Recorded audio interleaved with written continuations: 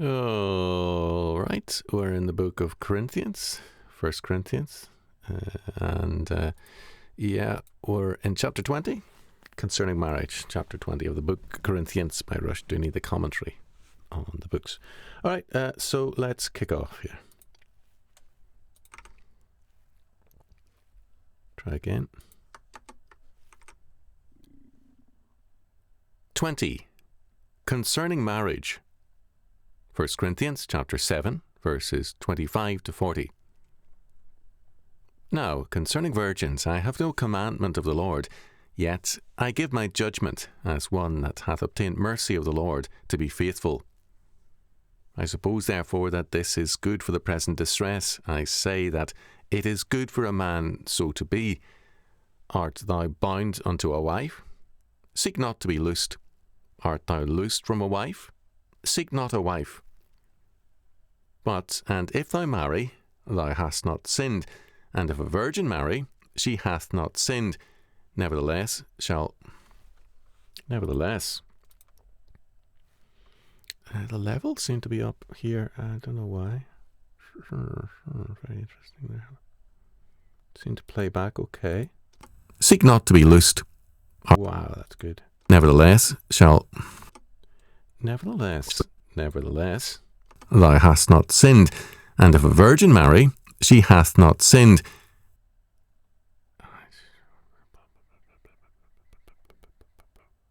Hath not sinned. Nevertheless. Nevertheless,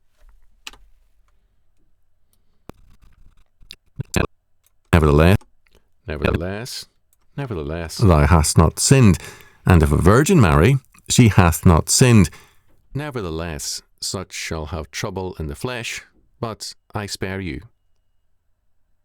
But this I say, brethren, the time is short. It remaineth that both they that have wives be as though they had none. There's all sorts of noises happening, people. What is the story? Morning glory. Let's just put that. No need for that. Oh, it's all fast moving here, let me tell you.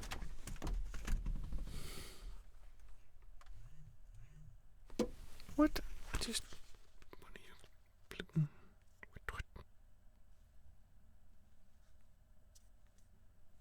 What in the great Gorilla Mowgli?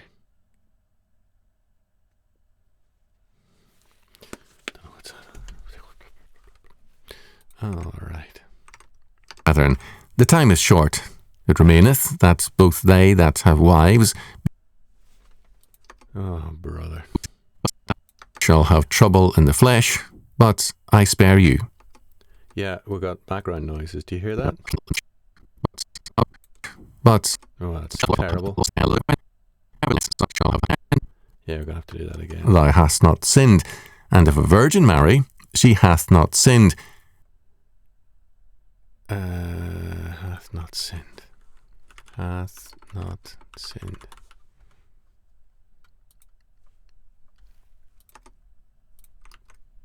It's weird.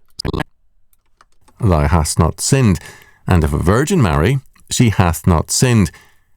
Nevertheless, such shall have trouble in the flesh, but I spare you. But this I say, brethren, the time is short. It remaineth that both they that have wives be as though they had none, and they that weep as though they wept not, and they that rejoice as though they rejoiced not, and they that buy as though they possessed not, and they that use this world as not abusing it, for the fashion of this world passeth away. But I would have you without carefulness. He that is unmarried careth for the things that belong to the Lord, how he may please the Lord. But he that is married careth for the things that are of the world, how he may please his wife. There is difference.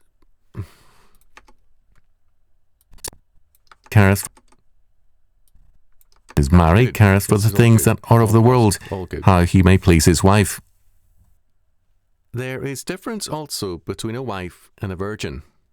The unmarried woman careth for the things of the Lord, that she may be holy both in body and in spirit. But she that is married careth for the things of the world, how she may please her husband. And this I speak for your own profit, not that I may cast a snare upon you, but for that which is comely, and that ye may attend upon the Lord without distraction. But if any man think that he behaveth himself, and that ye may attend upon the Lord without distraction. But if any man think that he behaveth himself uncomely toward his virgin, it's not easy to read the kids are, which is comely, and that ye may attend upon the Lord without distraction. But if any think that he behaveth himself uncomely toward his virgin, if she pass the flower of her age and need so require, let him do what he will, he sinneth not, let them marry. Nevertheless, he that standeth steadfast in his heart, having no necessity, but hath power over his own will, and hath so decreed in his heart that he will keep his virgin, doeth well. So then, he that giveth her in marriage doeth well, but he that giveth her not in marriage doeth better. The wife is bound by the law as long as her husband liveth, but if her husband's throw in a bit of polygamy there.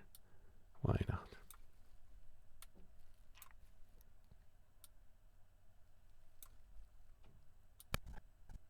Sure. The wife is bound by the law as long as her husband liveth. Let's try that from the previous section. Doeth well, but he that giveth her not in marriage doeth better. The wife is bound by the law as long as her husband liveth. But if her husband be dead, she is at liberty to be married to whom she will, only in the Lord.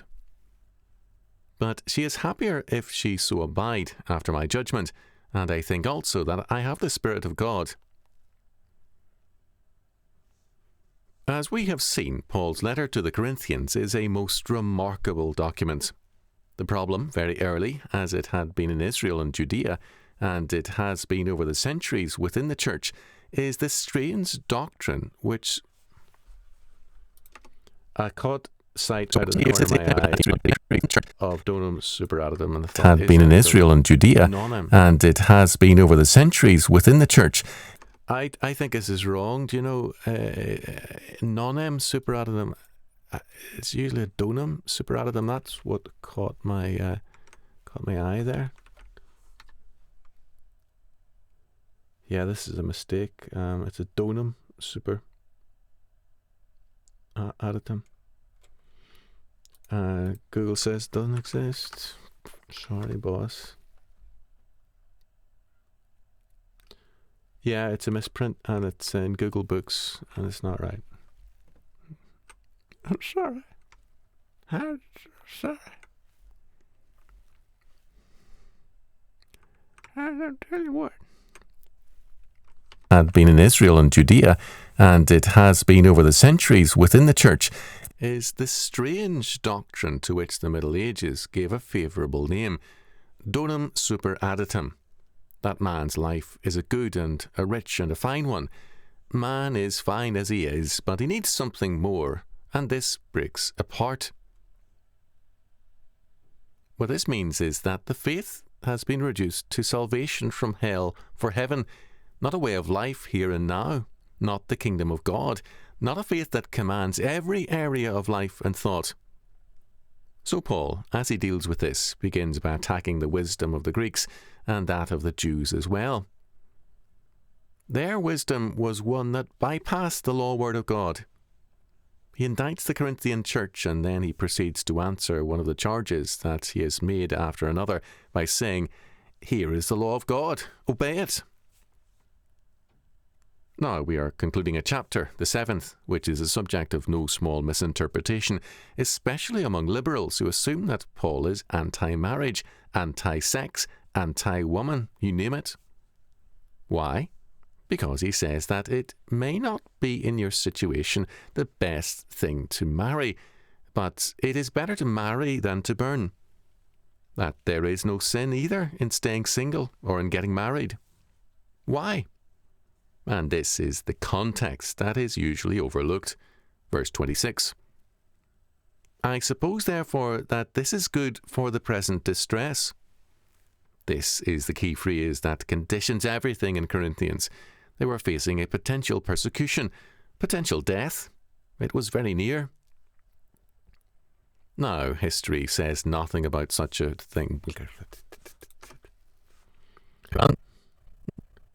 That's pretty. I think we're just a little bit out of place here, I don't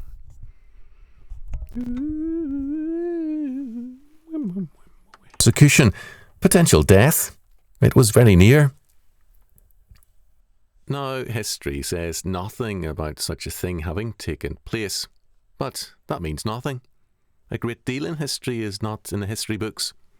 Many persecutions went unrecorded, especially those that were local ones, as apparently this was going to.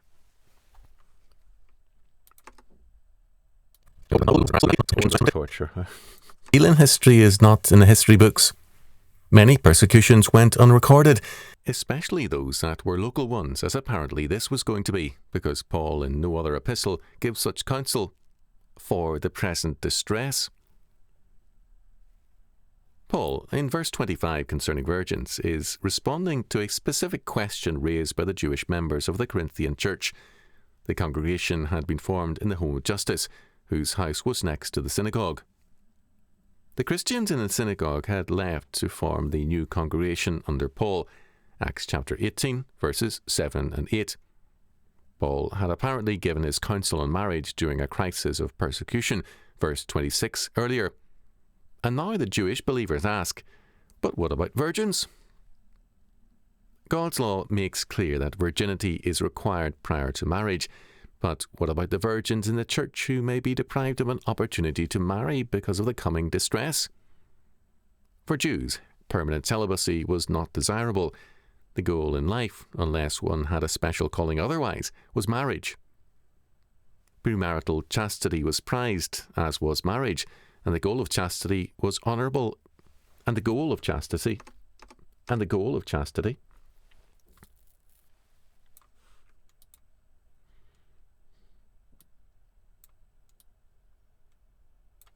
And the goal of chastity.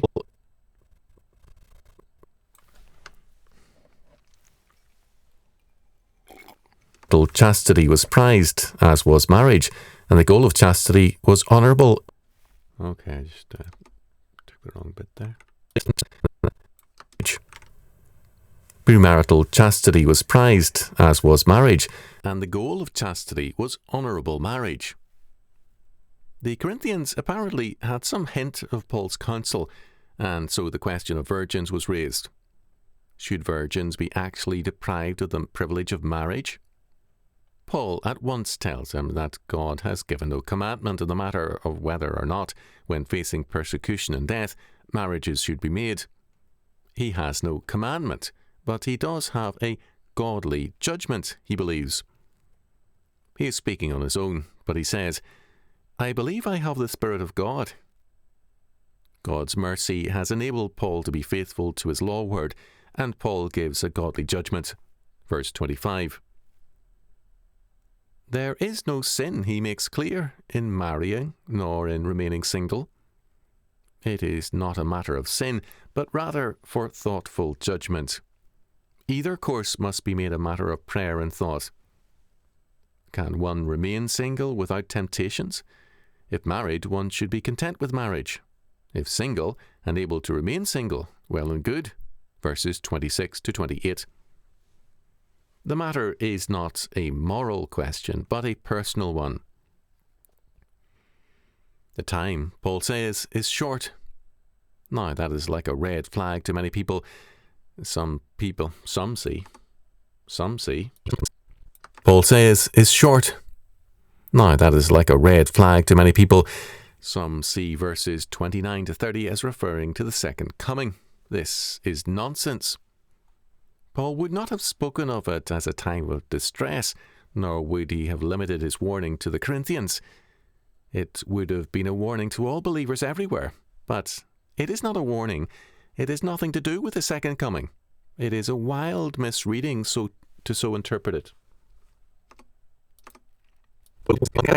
It is everywhere, but it is not a warning. It has nothing to do with the second coming. It is a wild misreading to so interpret it. The Corinthians' focus had to be on Christ, not on themselves. Could they better be faithfully? Okay. Again, I'm a little bit dubious as to the wording of this. It just doesn't flow right. Any of that. Could they be better faithful married? Could they be better? Could they be better? Could they better be faithful married? Or okay, my bad. The Corinthians' focus had to be on Christ, not on themselves. Could they better be faithful married or single? In either case, their priority must be faithfulness to their Lord, in terms of which their marriage would be of small account. The world and the fashion thereof is passing away, verse 31, and they may soon be martyred. Paul's goal is that they be without anxiety, verse 32 following, which may be easier for most if they are unmarried. Paul does not express a moral preference for either marriage or virginity. Rather, he calls attention to the problems they potentially face. The focus of a married woman's life is, quite logically, her husband, whereas the unmarried woman will care more for the things of the Lord. Verse 34. How can they best face the necessity of a brutal testing by persecution, if burdened by concern for a spouse? We have no record of such a persecution, but that means little.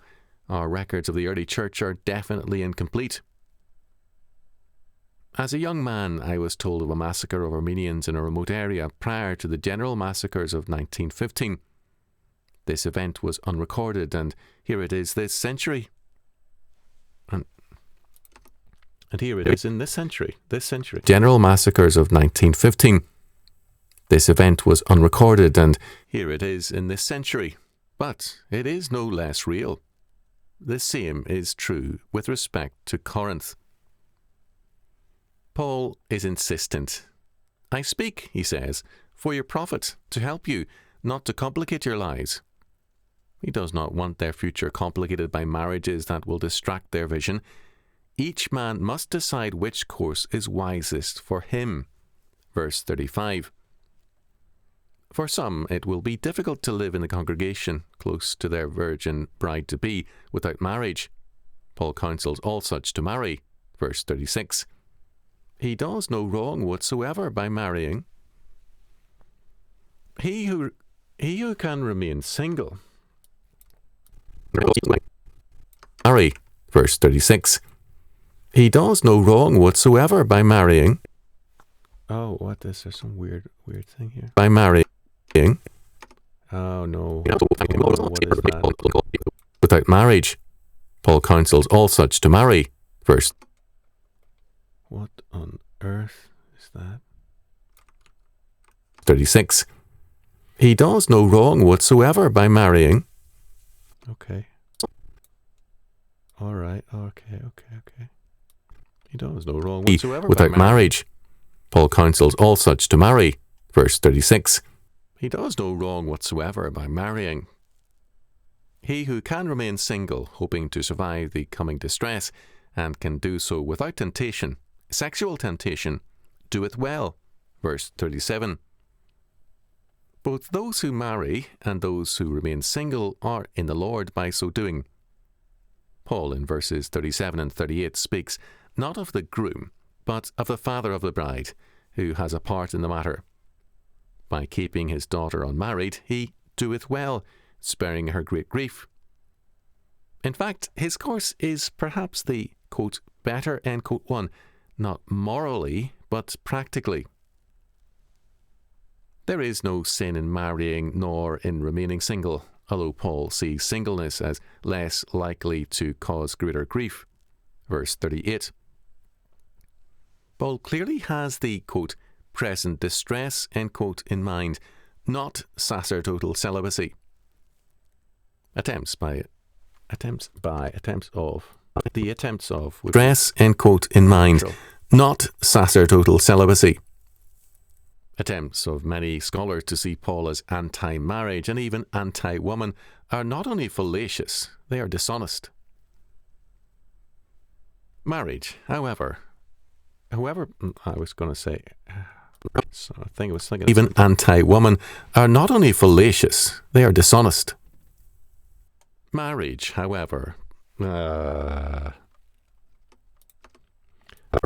I've forgotten how much concentration. Marriage and even anti-woman are not only fallacious, they are dishonest.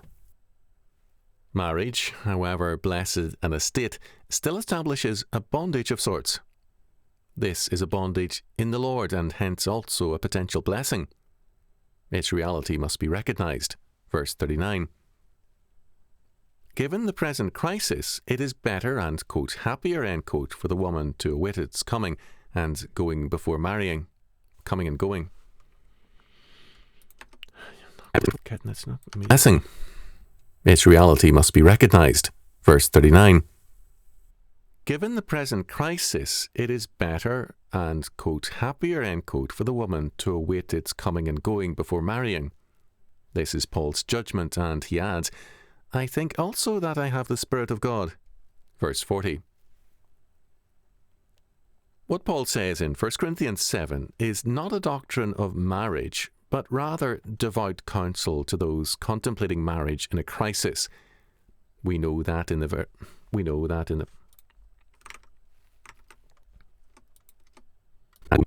anything little thing. But rather devout counsel to those contemplating marriage in a crisis. We know that in the persecutions which followed through the Roman Empire, mass executions of Christian men occurred. Women were raped and executed, and virgins sentenced to serve in houses of prostitution. The Roman love of cruelty and brutality was given free expression against Christians. It is ironic that in my lifetime, those documented accounts of martyrdom are now called myths. And somehow all the deaths in the Roman arena about which books were written somehow were of people other than Christians. The dishonesty of historians is a very evil and ugly fact. Across the centuries, the horrors of those persecutions echo with undimmed malevolence and evil. Paul's counsel could not undo the coming horror. It was intended to minimize it. Our faith requires us at times to undergo grim trials. Paul's counsel was intended to minimize the horrors. Paul spoke as a man much persecuted and tortured out of love for grim trials. Paul's counsel was intended to minimize the horrors.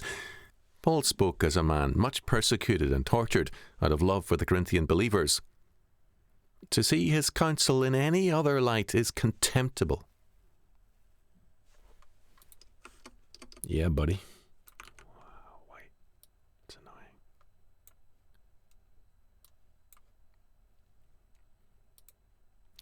All right, folks, that was quite an ordeal. But that's the reality of the truth from the booth, man. Why I can't do that, I don't know. Okay, folks, thank you for your patience. Anyone that made it to the end. And cheery ho.